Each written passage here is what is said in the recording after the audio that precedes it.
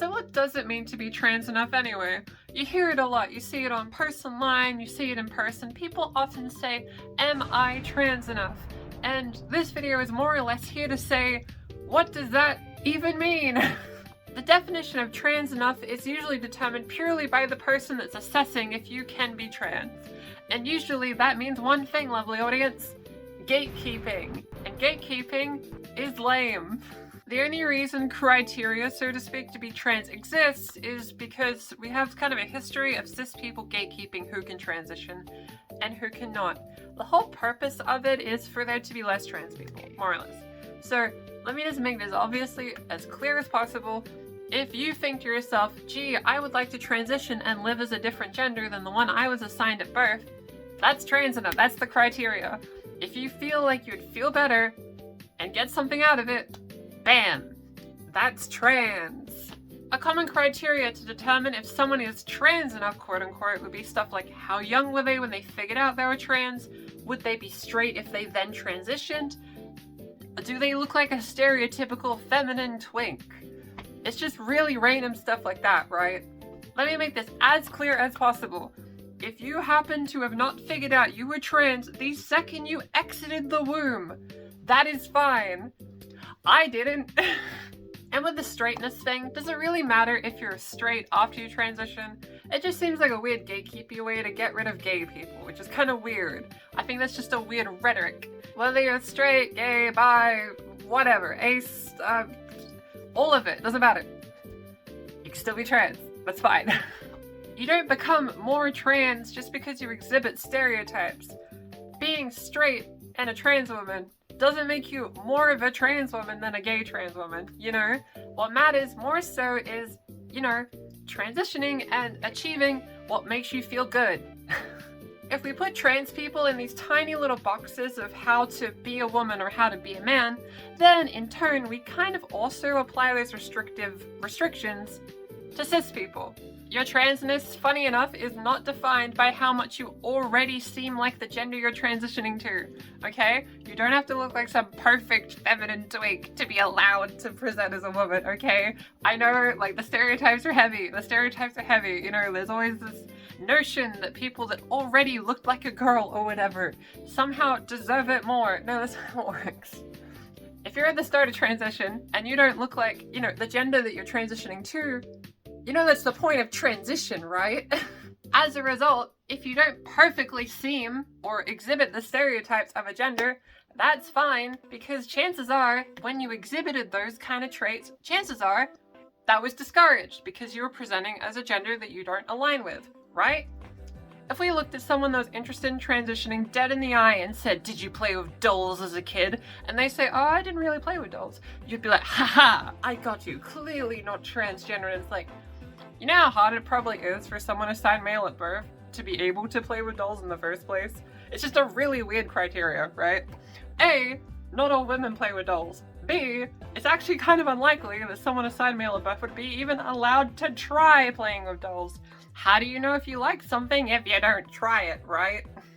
Trans enough status is often sometimes defined by how much you reject the gender roles given to you at the start, but chances are, there's probably some hobbies you picked up when you started living in this wonderful world of ours that you probably want to keep doing after transitioning.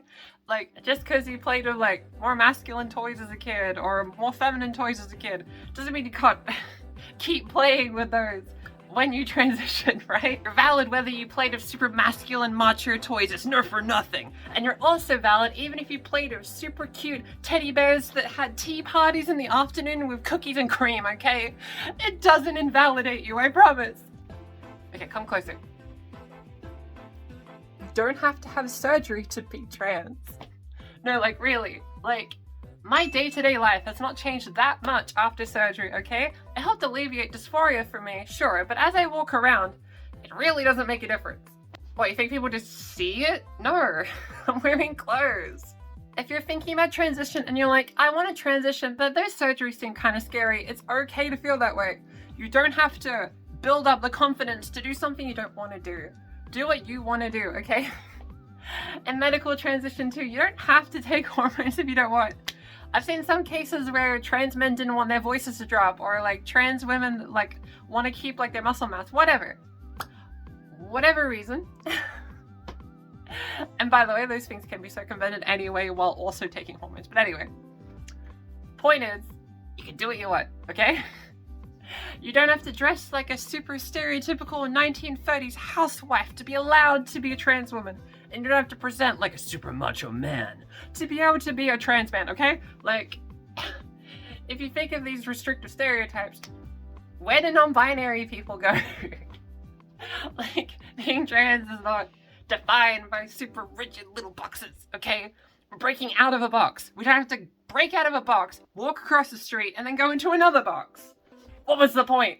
If you don't look like a supermodel, that's fine, okay? I know trans media will often push the people that happen to look like supermodels, whether you see trans celebrities, trans actors, that kind of thing. You don't have to look like a perfect beauty standard model to be allowed to transition. Those beauty standards, 1, are super restrictive, B, super stereotypical, C, unobtainable, and D, extremely white focused. You don't become less trans just because you don't fit a rigid box decided by cishet white people, okay? A trans person's self-worth is not defined by how much they look like a cis person, okay? I understand it, I get it. Celebrities tend to be cis-passing. YouTubers tend to be cis-passing because the algorithm will push the ones that happen to be cis-passing. I get it. It propels a stereotype. I'm no different. I'm part of the problem. I get it. Trans women, you don't have to literally look like Finster to be allowed to transition. And trans guys, you don't have to look like Jamie to transition, okay? I promise you. Sometimes you'll see trans people try to force these stereotypes onto other trans people. And let me tell you something. That's due to their insecurities, not yours, okay? They're reflecting their own insecurities onto you. Look, I get it. Transition can be very stereotypical in media. I understand. We can often feel like we don't fit in with the stereotypes. But let me tell you something that I hope wraps this whole thing in a neat bow, okay? When you look at me in this little video right now, you're probably thinking I fit a lot of stereotypes, and I do. But even still, I wasn't trans enough in high school. There was someone else that transitioned that exhibited more stereotypes than me. And when I decided to publicly transition and that kind of thing, I was told by a lot of people, you don't seem like the type. You don't seem like the type to transition. Are you sure? I don't think this is you. Like, if even I couldn't be trans enough, what does that even mean anymore? Like, I dressed up since I was like 10. Like, what do you want from me? So just bear in mind that the bar you have to jump over to be trans enough is so contextual and so arbitrary that it doesn't even make sense. It's not consistent. So in conclusion, if you want to transition and you feel more comfortable as a different gender than the one you were assigned at birth, congratulations, you're trans enough. If you enjoyed this video, like, comment, and subscribe for more trans content weekly. I will see you next time. You're valid. Stay hydrated and know that you are valid. Whew. I need to get out of my system. Feels good. Feels good.